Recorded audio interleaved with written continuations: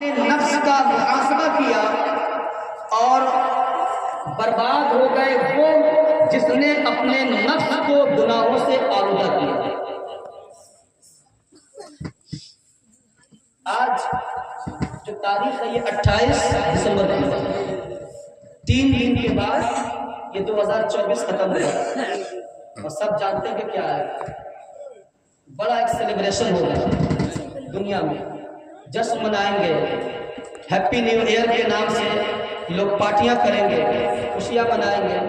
वहीं पर हमारे मौला साकिब साहब पूछ देंगे आप लोग क्या कर रहे हैं, क्यों कर रहे हैं, कहेंगे कि ये नया साल आया इसका एंजॉय कर रहे हैं।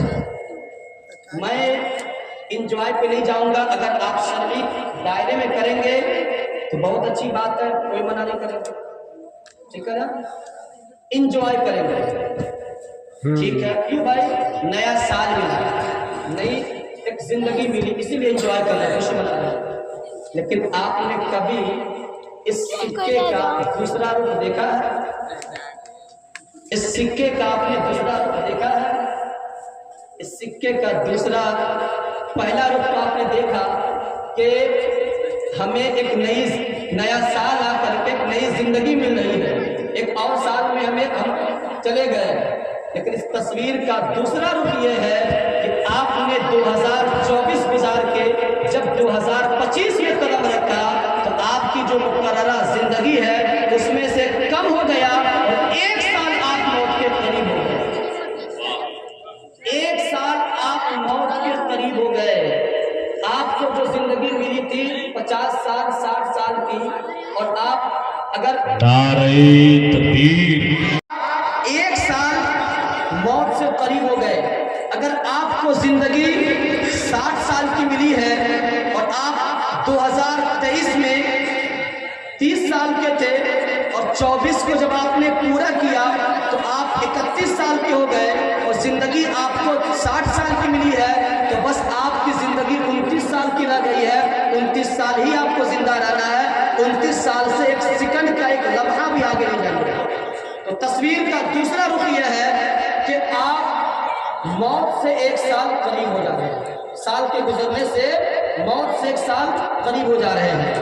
अब जब मौत से 1 साल करीब हो जा रहे हैं तो ये साल जब गुजरता है और एक दूसरा साल शुरू होता है तो हमें ये पैगाम देता है, ए गाफिल मुसलमानों, अब मैं तुझे 1 साल गुजर करके तुम्हें मौत से करीब कर रहा हूँ, लिहाजा तुम्हें अब भी मौका है कि तुम अपने गुनाहों से तौबा करो, अपने नफ्स का मुहासबा करो, अपने नफ्स का तज़किया करो और गुनाहों से तौबा करके अल्लाह की फरमाबरदारी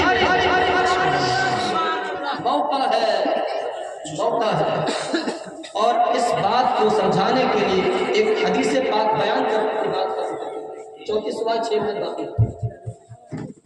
मुस्तदरक अला सहीहैन के अंदर एक रिवायत जिसमें अल्लाह के नबी ने फरमाया, इग़तनिम खमसन क़ब्ला खमसिन, कि 5 चीजों से पहले गनीमत जानो। पहली चीज शबाबका क़ब्ला हिरम, अपनी जवानी को अपने बुढ़ापे से पहले गनीमत, अपनी जवानी को अपने बुढ़ापे से पहले गनीमत जानो। वस्सेहतका क़ब्ला सक़मिका, और अपनी सेहत को, अपनी तंदुरुस्ती को अपने कमजोरी से, अपनी बीमारी से पहले गनीमत जानो। तीसरी चीज है वह ग़िनाअका क़ब्ला फ़क़रिका, और अपनी मालदारी को अपनी मोहताजी से पहले गनीमत जानो। और चौथी चीज है, नबी बयान फरमाते हैं, चौथी चीज कि वह हयात का क़ब्ला मौतिका, और अपनी जिंदगी को अपनी मौत से पहले गनीमत जानो। अपनी जिंदगी को अपनी मौत से पहले गनीमत जानो। वह फराग का क़ब्ला शोलिका, और नबी फरमाते हैं 5वीं चीज है अपने